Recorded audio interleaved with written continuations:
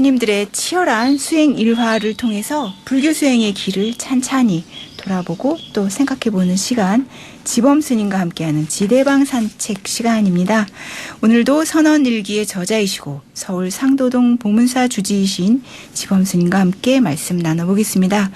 스님 어서 오십시오. 반갑습니다. 네. 스님 내일이 벌써 화한거 해제일입니다. 내일이 광복절이기도 하고요. 네, 그렇죠. 내일이 백중이면서 네, 해제인데 백중이고요. 벌써 그 설악산 같은 데는 네. 오늘 해제를 했고, 아 그렇군요. 그리고 또 웬만한 도량에서는 오늘 이제 저녁에 자자회를 하고, 포살 자자. 포살보다도 자자회를 네, 3개월 하는군요. 동안 수행하면서 보고 듣고 느낀 것을 네. 자기가 잘못한 것을 고백하고 아. 또 대중들이 지적해도라고 이렇게 하는 것이 자자지요. 네. 저희들이 그 처음 출가했을 때는 자자가 굉장히 그 여법했는데 요즘에는 본인도 지적을 않고 다른 사람이 또 이게 지적을 안 해주더라고. 그래서 요즘은 좀 형식으로 지나치는 것 같아서 좀 아쉬움이 있더라고요. 네. 자자의 전통이 조금씩 사라지고 있는 것 같아서 있다. 안타깝다는 말씀이신데요. 그리고 벌써 이제 축비를 놓고 내일 해제하니까 네. 뭐 저 상원사, 통도사, 봉암사 뭐 여러 스님들이 빗발치게 전하고 오네요. 아 스님께요. 네. 근데 올해는 생각보다도 날씨가 그렇게 안 더웠다고 그래요. 작년에 비하면 좀 낮죠. 특히 저 상원사 같은 데는 뭐 네. 큰방에 26도가 안 올라갔다 가니까. 네. 그래서 아주 공복이가 좋았다고 그래요. 다행입니다, 스님. 오늘 어떤 분의 수행 이야기 만나볼까요? 제가 저 효봉 스님에 대해서는 절에 처음 와서도 많이 듣었는데 네. 우연한 기회에 그 현봉 스님께서 이른 집이라고 얼마 전에 비매품으로 책을 내놨어요. 네. 그것을 보면서 그 책을 보면서 제가 감명 깊었고 네. 그래서 또 불일 출판사에 나온 효봉 스님 이 얘기를 보면서 네. 제가 그 귀로만 듣고 듣었던 것을 문자로 확인을 하면서 아주 한 열흘 동안 효봉 스님의 삶에 대해서 흠모도 오고 아주 수행자가 이렇게 살아야 했겠구나 그러면서 좋은 시간을 보냈어요. 이것을 우리 BBS 시청자 여러분과 같이 나누고 싶어서 네. 들고 왔습니다. 네, 효봉 스님. 저도 정말 말씀으로만 여러분께 전해 들었는데요. 효봉 스님은 조선 사람으로는 처음으로 판사가 되신 분이세요. 판사 출신이시지만 부귀영화 다 버리고 엿장수로 변신해서 팔도유람 하셨다는 이야기, 또 절구통 수자라는 별칭으로도 알려졌던 스님. 우리 저 국장님께서 네. 이제 아웃라인을 말씀하셨는데 네. 고향은 본적은 평양남도 양덕군 쌍용면 출신인데 네. 어렸을 때 할아버지가 한학이 밝았어요.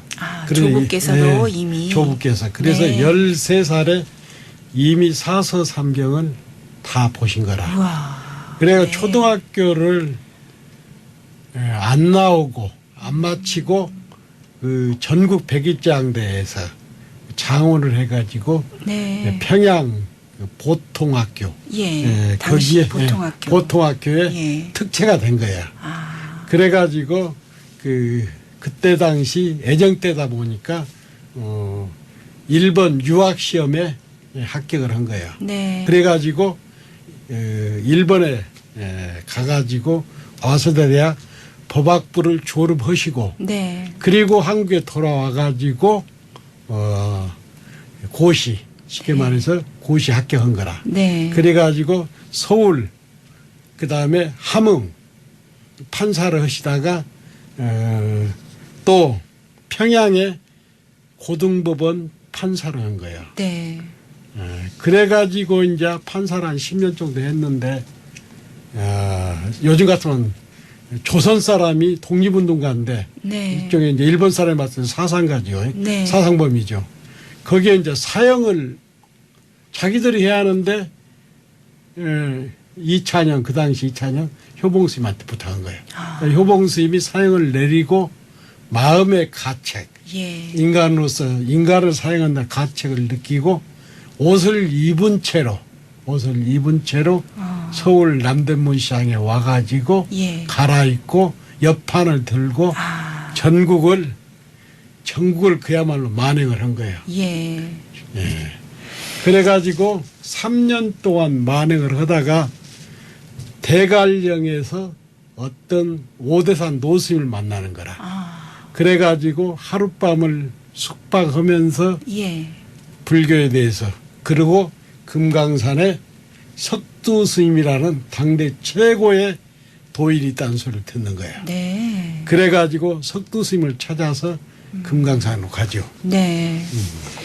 그러니까 일제 강점기에 판사로 있으면서 당시 대한 독립을 외쳤던 독립운동가들에게 죄를 물어야 하는 것에 어떤 양심의 가책을 느끼셨군요. 사형을 언도를 했습니다. 사형을 어떤 건에 대해서 언도를 하시고 나서 그리고 나서 3년을 만행을 하다가 네. 오대산 대관령에서 노스님을 노스님께, 만나서 예. 하룻밤을 자면서 금강산에 석두라는 도인 스님이 계신다. 네. 그래가지고 금강산을 갑니다. 그래가지고 이제 유점사에 가가지고 도인을 찾으니까 유점사에 석두 스님이 안 계시고 신계사 옆에 금강산 신계사. 신계사 네. 법기암이 계신 거예요. 법기암. 예, 그래서 옆판을 들고 간 거예요. 옆판을 들고 뚝 가서 네. 이렇게 출가하러 왔습니다. 한 거예요. 어떻게 그러니까 석두 스님이 하는 얘기가 네. 이 얘기가 아주 재밌는 얘기입니다. 네. 저는 이제 선방에서 많이 듣었던 얘기인데 유점사에서 법기암, 신계사 법기암까지 몇 발에 앉는고 몇 걸음에 앉는고 네. 이렇게 두 번을 묻는 거예요. 예. 그러니까 옆판을 딱 들고 가서 큰 방을 법기암 큰 방을 한 바퀴를 도는 거예요. 네. 한 바퀴를 돌고 이렇게 왔습니다. 이렇게 왔습니다 하니까 그때 이제 노장님들 세 분이 있었는데 네. 하는 얘기가 10년 수자보다 낫다. 우와. 10년 수자보다 낫다. 이렇게 해가지고 그 다음날 머리를 깎고 스님이 되는 거예요. 법고량을 하셨네요. 그래 법거량을 했는데 네. 그 이찬영이라는 그 판사 네. 엿장사가 네. 대답을 그렇게 한 거예요. 네. 송명으로 예, 효봉 스님의 송명. 네. 그렇게 몇 걸음 유점사에서 신계사 법기암까지 몇 걸음이 왔느냐. 그러니까 옆판을 딱 들고 가서 금방에 돌면서 도시고. 이렇게 왔습니다. 네. 그게 벌써 석두 스님이 딱 마음에 드는 거예요. 예. 그래서 이제 그 다음날부터 행자생활을 하지요. 그렇게 해서 출가를 하셨는데 한 자리에 앉으면 도대체 일어날 줄 모르고 정진을 하셨다 해서 절구통수자라는 그렇지. 별명을 그렇지. 얻으셨죠. 이제 스님 그 효봉 스님한테는 별명이 있어요. 네. 그러니까 아까 전에 그 국장님 말씀하다시피 한 번 앉으면은 낮이고 밤이고 움직이질 않아. 네.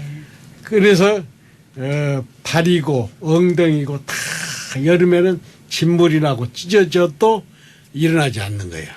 그래서 그전에도 제가 법전심 말씀을 할 때도 얘기했지만 절구통 수자는 아무나도 하는 것이 아니라 하두가 네.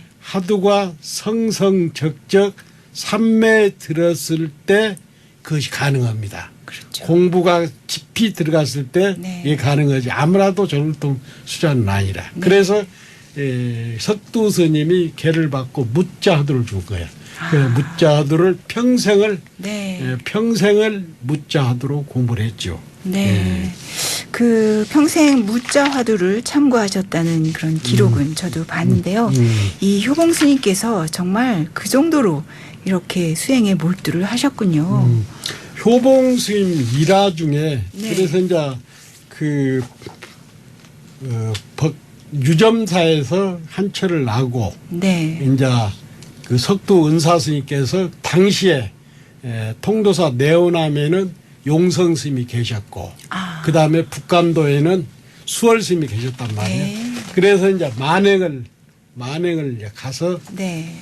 용성 스님도 만나고 간도에 가서 수월 스님도 만나고 네. 그리고 또 이제 금강산의 유점사에서 한철을 하지요. 네. 근데 이제 스님 돼가지고 4년이 되었을 때 석도 스님한테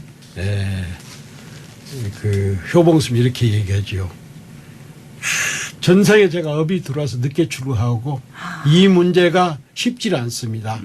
제가 죽음을 각오하고 문무관에 들어가서 제가 토굴에 들어가서 공부를 하겠습니다. 네. 허락해 주십시오. 그러니까 딱 그 석도 도인이 딱 보니까 공부할 수 있거든.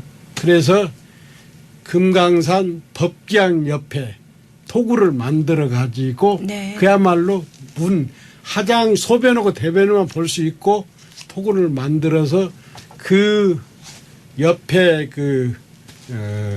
비구니가 하루에 한 번씩 대원 스님이라는 비구니가 있었어. 네. 그 비구니 스님께서 하루에 한 번 나무를 떼주고 밥만 넣어주는 거예요.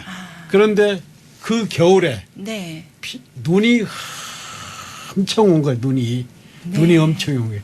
그러니까 아무리 그 토굴까지 가려고 해도 갈 수가 없는 거예요. 예. 그래서 3일 만에 전 대중이 비상이 걸려가지고 석두심 내려와서 이제 그 토굴에 눈을 치고 간 거예요. 네. 가서 불을 넣고.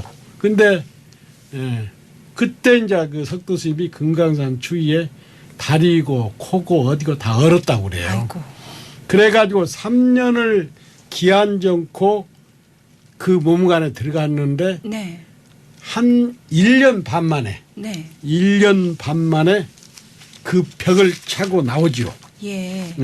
벽을 착 차고 나왔는데 1년 반 동안 용맹령을 했기 때문에 얼굴이 형편없죠. 네. 걷지도 못하고 누워 있는 거예요. 그래서 대중들이 효봉 스님께서 지금 토굴에 나와가지고 예. 지금 쓰러져 있다고. 그래서 이제 예. 대중이 이렇게 어깨를 이렇게 메고 네. 이렇게 해서 석두스님한테 간 거예요. 아. 석두스님 보자마자 절을 하면서 오도성을 얘기하는 거예요. 예. 그 오도성을 지금 소개하겠습니다. 네. 효봉 스님의 오도성이라고. 효봉 스님의. 효봉 스님의 오도성을 읊고 석두 스님이 인가하는 천법계를 줍니다. 와, 예. 오도성부터 좀 네, 전해 오도성. 주시죠. 그러니까 그 효봉 스님이 법기암 토굴에서 1년 6개월 하고 벽을 차고 나와가지고 그 오도성을 이렇게 네. 오도성 바다 밑 제비 집에 사슴이 알을 품고 타는 불 속 거미집에 고기가 차 다리네. 이 집안 소식을 누가 알겠나. 그러면서 흰 구름은 서쪽으로, 흰 구름은 서쪽으로 또 달은 동쪽으로. 다른 동쪽으로. 이렇게 마무리를 하셨네요. 그렇게 이제 하셨는데 네. 이 오도성을 듣고 예. 석두 스님께서 만년의 웃음을 지으면서 그 자리에서 전백계를 쓰는 거예요. 석두 스님. 바로 알아보셨군요. 바로. 네. 사자 전송이라고 전백계를 바로 그 자리에 내려요. 네. 봄이 오니 온갖 꽃 누굴 위해 피는 곳 동으로 가면서 서쪽으로 가는 이익 보지 못하네. 흰머리 아들이 검은머리 아버지에게 나아가니 두 마리 진흙소가 싸우다 바다에 들어가도다. 우리같이 무례하는 이 도인들의 벗그량을 냄새만 만드는 것 같습니다. 번쩍번쩍하네요. 전법계 한번 제가 다시 읽어드리겠습니다. 예, 봄이 오니 온갖 꽃 누구를 위해 피는 곳. 동으로 가면서 서쪽으로 가는 이익을 보지 못하네. 흰머리 아들이 검은머리 아버지에게 나아가니 두 마리 진흙소가 싸우다 바다에 들어가도다. 그래 이제 인가를 받은 거예요. 네. 그래가지고 그 겨울에 마하연의 그 당시에 당대 도인이 만공 스님이 조실로 계셨어. 네. 수석사 만공 스님. 예. 그래서 거기서 이 석두 스님께서 입승을 보는 거야. 네. 시간이 다 된 것 같네. 그래서요. 효봉 스님의 이 흥미진진한 이야기는 다음 주에 계속 이어드려야 되겠습니다. 지범 스님과 함께한 지대방산체 오늘은 여기서 줄이고요. 다음 주에 뵙겠습니다. 스님 고맙습니다. 네.